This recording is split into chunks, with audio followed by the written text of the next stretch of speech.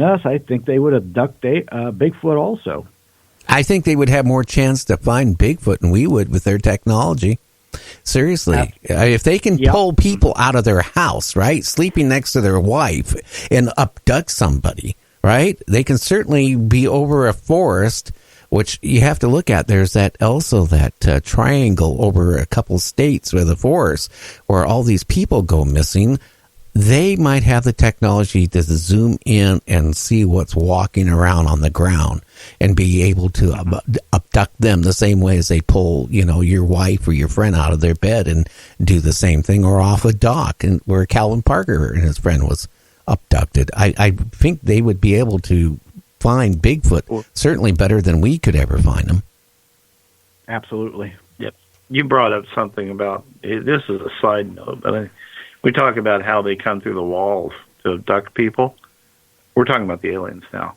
And I heard the reports of people, once they get a hold of you, they take you through the walls as well. So they take you coming and going, put you back where you're, if they bring you back, that is. So. Right. But I think that they use it's all about frequency. I think once you hit a certain frequency, in theory, you could go through walls and do that. And I think with their technology being way ahead of us, they obviously can do that. That's how I think about, my personal opinion is I do believe that they're flesh and blood, like the Bigfoots, for instance.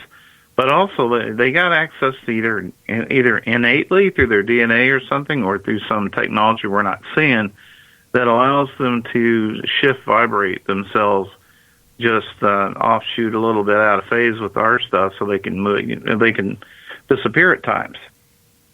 In addition to perhaps opening portals and going through them.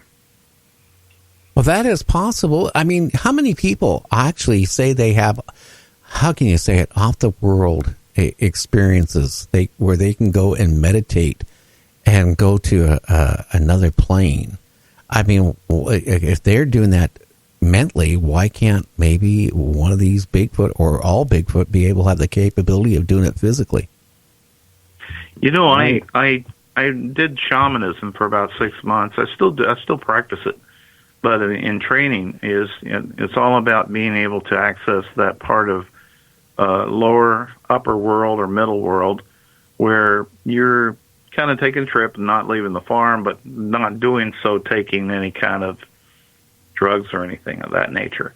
And it's just purely just using your own mental concentration or meditation to get on those planes. And who's to say that those aren't real? Because they're so realistic when you finally achieve some of those worlds. I've had it happen a couple of times, and it was brief. I have a hard time achieving those kind of states of mind. I don't take anything to try to achieve it. I'm trying to do it on my own.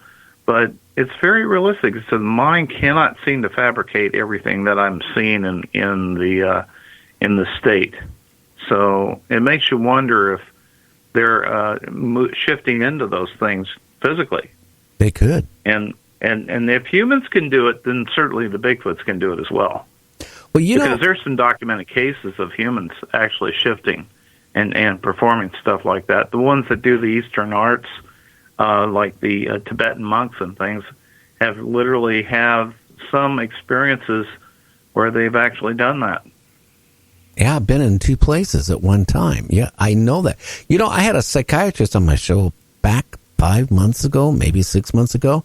When you go into a dream state, he said that you can go into a dream state so far that your dream is reality and it can become real. What do you guys think about that? Well, the nightmare. Go ahead. Let me say something real quick. That's mind blowing. No, he did. No. He said you could go into a dream state where the dream becomes real, and then the part is which is real, the dream state that goes real, or what we think is real. Which one is the real one? I had the problem where if you're so deep in the dream world, when you think you're waking up, and all of a sudden you find out it's a dream too, and then you wake up from that and it's a dream too. So I've actually heard of that before from different people. It's a little scary trying to wake up and you don't know what's real. I I can say this much: I've got post-traumatic stress, and I've had some dreams that are so real.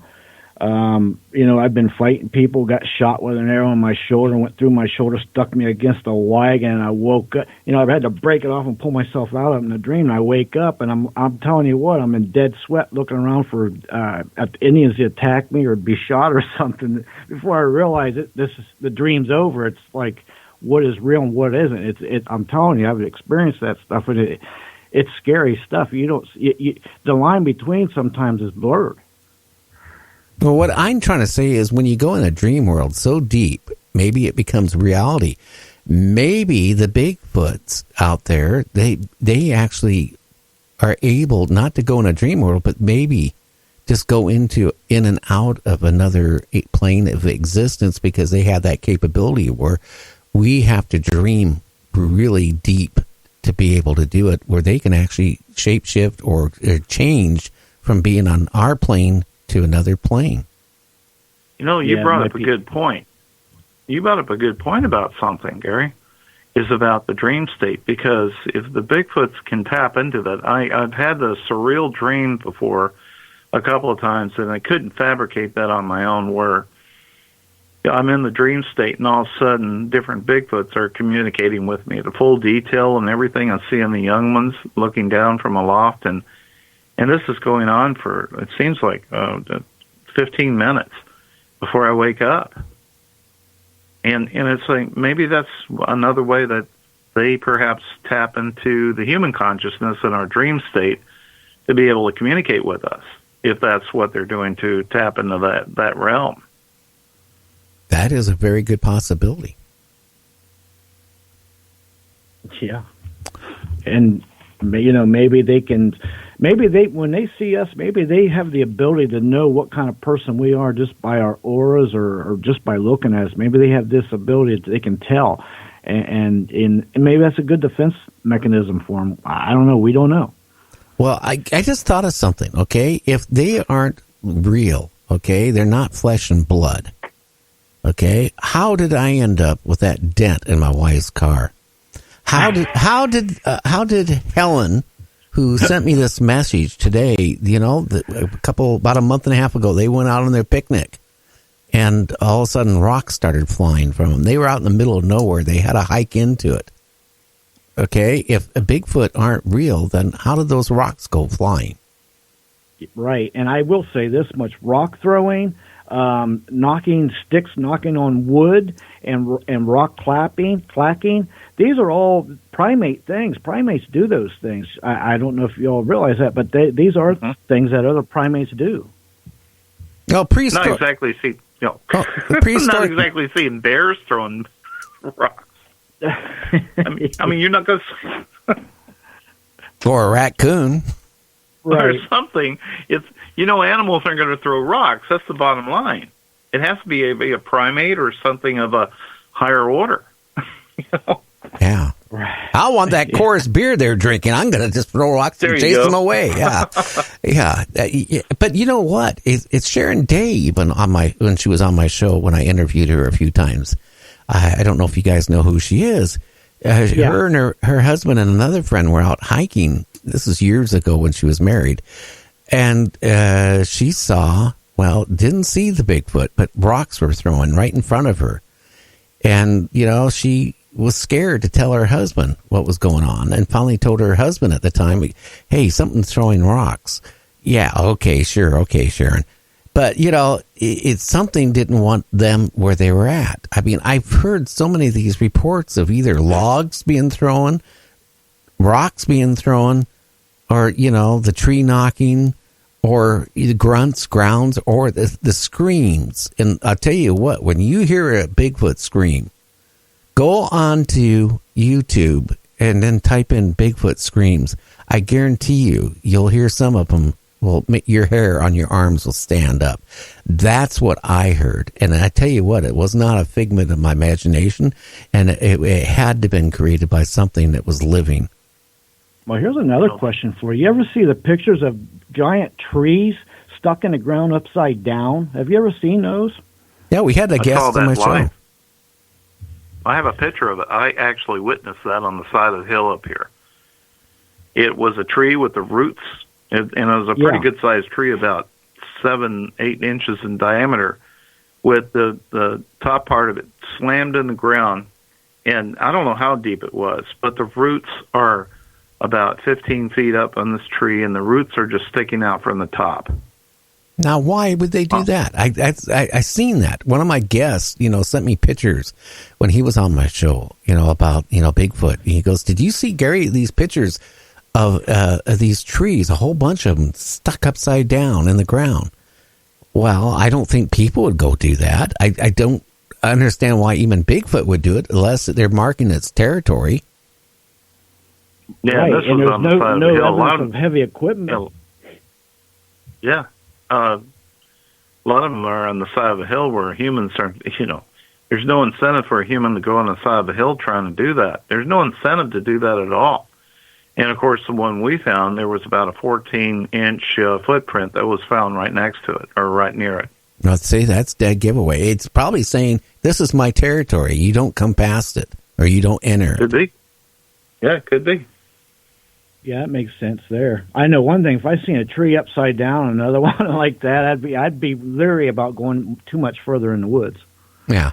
Well, when I said earlier, I gave it thought. If you see a Bigfoot, don't shoot it, because what happens if it is somebody dressed as a Bigfoot? Look what happened. Wasn't that a couple of weeks ago? Somebody kind of dressed up in a Bigfoot thing and got killed because somebody shot it. I mean, seriously, if you can get away, just get away. That's all you have to do. If it attacks at you, and it gets aggressive where your life is at stake, then, hey, I'm going to say shoot it. But if you can get away and get back to your car or get back to whatever, do that, okay? Just do that. Don't think about shooting it. Yeah, I say let's let them be. I mean, after all, we're going in their home and tramping them and chasing them around. Imagine if they came in our home. We'd be a little pissy. Just saying. No, Tricia. Okay, I just got a instant messenger. No, Tricia, it's not people going out that can't find dates that fall in love with a Bigfoot and then that it's all crossbreeding. Okay, that's not what's going on here. Oh boy, I have read reports where people have been abducted by Bigfoots and held for a day or a week or something like that. One man back in the 20s or 30s. Remember that story? He was a logger up in Canada. Oh, there was one guy who repeatedly said he was raped by a Bigfoot. Yeah. I don't even know if I'd even come forward with that one. I don't even want to discuss that. That's really disgusting. Please. No. That would wreck your sex life for the rest of your life. You know that. I just can't visualize that. Yeah. Oh, wow. I tell you. Anyway, again, people, if you've seen a Bigfoot and had an encounter with a Bigfoot, what you need to do is get a hold of me at nightdreamstalkradio@gmail.com. That's nightdreamstalkradio@gmail.com. Now, if I don't get back at you for a few days, you have to understand I get a lot of emails, and I do my best to get back at fast as I can, but I'll be honest with you, I can't spend 8 hours a day anymore answering emails, so it will take a couple of days to get back. But I want to hear your story. Or same if you've been abducted by aliens. I want to hear about that too. No, and I don't want to hear about being abducted by your drunken neighbor down the street. I don't care about that one. Well, guys, our time is almost up. Are you guys going to have a great weekend? Absolutely. Chill time for me. Yeah, you're gonna be Sam, you're gonna be working on your podcast or working in your studio this weekend? I'm gonna do a little bit of work, and I got a plan for my next show sometimes next week. Oh wow. So, and sounds interesting. Why don't you tell everybody where they can find your podcast? Just go online to greenwaternights.com, and when you're typing the nights in, it ends in a letter Z as in zebra instead of the S in Sierra. So it's greenwaternights.com.